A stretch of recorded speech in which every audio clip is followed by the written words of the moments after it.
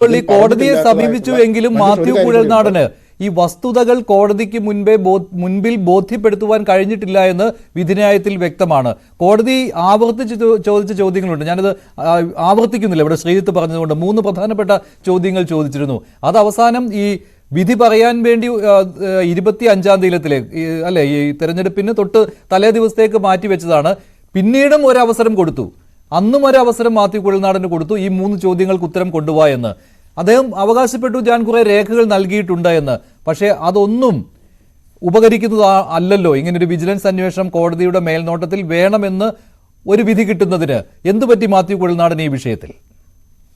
അല്ല ശ്രീ മഞ്ജുഷ്, 2-3 കാര്യങ്ങൾക്ക് ഉത്തരം പറയാനുണ്ട്. ഒന്ന്, ആദ്യമായി തന്നെ ഇടതു പ്രതിനിധി ശ്രീ ഡോക്ടർ ജയരാജ്, അദ്ദേഹം മാത്യു കുഴൽനാടനെതിരെ എന്തോ വലിയ ഒരു നീണ്ട നിര ഓഫ് അലിഗേഷൻസ് ആണ് ഈ ചർച്ചയിൽ ഉന്നയിച്ചു വിട്ടിരിക്കുന്നത്. അതിൽ എല്ലാത്തിലും തന്നെ പിണറായി വിജയന്റെ കയ്യൊപ്പ് ചാർത്തിയിരിക്കുന്ന ക്യാപ്സ്യൂളുകളാണ്, അലിഗേഷൻസ് ആണ്, ആരോപണങ്ങളാണ്. അതുമായി ബന്ധപ്പെട്ട് ഇവരുടെ കയ്യിലുള്ള എല്ലാ ഏജൻസികളും, വിജിലൻസ് അടക്കം ക്രൈംബ്രാഞ്ച് അടക്കം, എന്തിനേറെ പറയുന്നു, ഈ PWD വകുപ്പിനെ അടക്കം വിട്ടുകൊണ്ട് നടത്താവുന്ന എല്ലാ അന്വേഷണങ്ങളും നടത്തി ആ ക്യാപ്സ്യൂളുകൾ മുഴുവൻ എക്സ്പയറി ആയതാണ് എന്ന് AKG സെന്റർ തന്നെ നേരിട്ട് അവിടുത്തെ ഫാക്ടറി മാനേജർ AK ബാലൻ തന്നെ അറിയിച്ചതാണ്.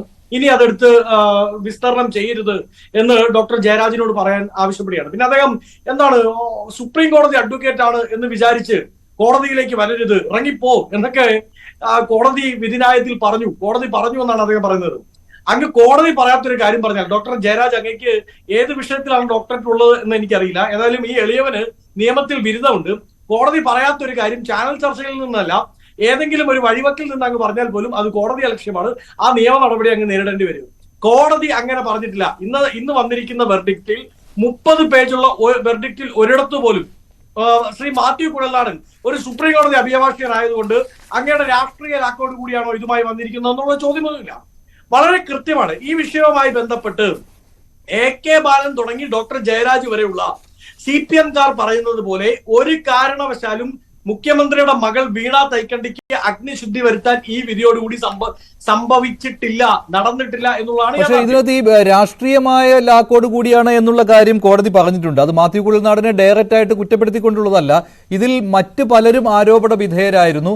അവർക്കെതിരെ എന്തുകൊണ്ടാണ് അന്വേഷണത്തിന് വേണ്ടി ഈ ഹർജിക്കാരൻ കോടതിയെ സമീപിക്കാതിരുന്നത് എന്ന് പറഞ്ഞുകൊണ്ട് ഇതിലൊരു രാഷ്ട്രീയ ലാക്ക് സംശയിക്കേണ്ടിയിരിക്കുന്നു എന്ന് കോടതി പറഞ്ഞിട്ടുണ്ട്. കാരണം അതിൽ മുഖ്യമന്ത്രിക്കെതിരെ മാത്രമാണല്ലോ ഇങ്ങനെ ഒരു അന്വേഷണം മാത്യു കുഴൽനാടൻ ആവശ്യപ്പെട്ടത്.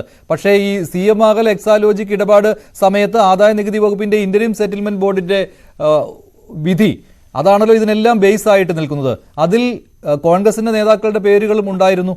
അപ്പോൾ ഇതൊന്നും എന്തുകൊണ്ട് മാത്യുവിന് പ്രശ്നമല്ല എന്ന രീതിയിലുള്ളത് തന്നെയാണ് കോടതിയുടെ ആ പരാമർശം വിധിന്യായത്തിൽ ഉൾപ്പെടുത്തിയിട്ടുണ്ട്. അത് ശ്രീ വസന്ത് അല്ല ശ്രീ മഞ്ജുഷ്, അദ്ദേഹം ഒരു രാഷ്ട്രീയ നേതാവാണ്. അദ്ദേഹം ഒരു നിയമസഭാ അംഗമാണ്.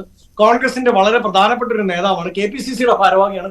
സ്വാഭാവികമായും അദ്ദേഹത്തിന്റെ ഇടപെടലുകളിൽ രാഷ്ട്രീയം ഉണ്ടാവും, ഇതിൽ സംശയമൊന്നും വേണ്ട. ആ രാഷ്ട്രീയ ഇടപെടലിൽ തന്നെയാണ് ഈ വിഷയത്തിലും ഉണ്ടായിരിക്കുന്നത്. അത് ഞങ്ങൾ അഡ്മിറ്റ് ചെയ്യുകയും ചെയ്യണം. നോക്കൂ, ഞാൻ പറഞ്ഞത് ഇവർ ഇറക്കിവിടുന്ന ഒരു ക്യാപ്സ്യൂൾ ഉണ്ടല്ലോ, മുഖ്യമന്ത്രിയുടെ മകൾ അഗ്നിശുദ്ധി വരുത്തിയിരിക്കുന്നു, അഗ്നിശുദ്ധി വരുത്തി വീണ തൈക്കണ്ടി എന്നുള്ള ക്യാപ്സ്യൂള് നിലനിൽക്കില്ല എന്നുള്ളതാണ് യാഥാർത്ഥ്യം.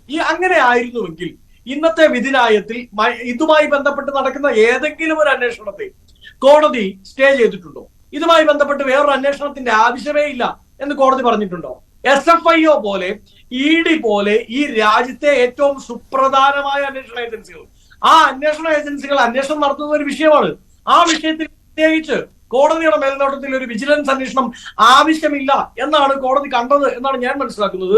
അല്ല, അങ്ങനെ ഒരു പരാമർശം കോടതി വിധിയിൽ ഞാൻ കണ്ടില്ല. അങ്ങനെ ഒരു പരാമർശം ഇല്ലല്ലോ. മാത്രമല്ല SFIO അന്വേഷണവും EDയുടെ അന്വേഷണവും ഒന്നും വിജിലൻസ് കോടതിയുടെ ആ പരിധിയിൽ വരുന്നതല്ലല്ലോ. അതുകൊണ്ട് അത്തരത്തിലുള്ള പരാമർശങ്ങൾ ഇല്ലല്ലോ അതില്. അല്ല, ഞാൻ പറഞ്ഞത് അങ്ങ് നേരത്തെ പറഞ്ഞതും ശ്രീ ശ്രീജിത്ത് പണിക്കർ നേരത്തെ പറഞ്ഞതും ഞാൻ വായിച്ചതുമായുള്ള വിധിയിൽ വളരെ അതിന്റെ ഒരു നേച്ചർ തന്നെ നിരീക്ഷണങ്ങളാണ്, കോടതിയുടെ നിരീക്ഷണങ്ങളാണ്. അങ്ങനെയാണെങ്കിൽ അതിനെ അങ്ങനെ കാണാൻ സാധിക്കുമോ? അല്ലെങ്കിൽ ഇങ്ങനെയാണെങ്കിൽ അത് ഇങ്ങനെ പറയാൻ സാധിക്കുമോ എന്നുള്ളതാണ്. അതിന്റെ ഓപ്പോസിറ്റ് നിരീക്ഷണങ്ങൾ നമുക്കും ഉണ്ടാവാം. ഇവിടെ ഏറ്റവും വലിയ പ്രശ്നം എന്താണ്? 1.72 കോടി രൂപ വീണ തൈക്കണ്ടിയുടെ കമ്പനി മേടിച്ചു എന്നുള്ളത് അന്വേഷണ വിധേയമായിട്ടുള്ള ഒരു സബ്ജക്റ്റ് അല്ല, അത് കണ്ടെത്തലാണ്. നേരത്തെ ശ്രീജിത്ത് പറഞ്ഞ പോലെ അത് 1961 245 AA പ്രകാരം അർദ്ധ ജുഡീഷ്യൽ ബോഡിയായി ഇന്ത്യൻ പാർലമെന്റ് നിയമപ്രകാരം വന്നിരിക്കുന്ന ഒരു ഏജൻസി, അതാണ് ഇന്ററിം സെറ്റിൽമെന്റ് ബോർഡ്. അർദ്ധ ജുഡീഷ്യൽ ബോഡിയാണ്. ശരിയാണ്, അത് കണ്ടെത്തൽ തന്നെയാണ്, അതിൽ സംശയമില്ല. പക്ഷെ അതിന് ഈ പ്രത്യുപകാരം എന്ത് കിട്ടി എന്നുള്ളതാണല്ലോ, അതാണല്ലോ മാത്യുവിന്റെ വാദം. അത് മുഖ്യമന്ത്രി തന്നെ നേരിട്ട് ചെയ്തു കൊടുത്തു എന്നുള്ളതാണല്ലോ മാത്യുവിന്റെ വാദം. അതാണ് വിജിലൻസ് കോടതി അംഗീകരിക്കാതെ പോയത്. അങ്ങനെ ഒരു അന്വേഷണത്തിന്റെ ആവശ്യമില്ലായിരുന്നു. ഞാൻ താങ്കളിലേക്ക് വരാം ഇപ്പോൾ.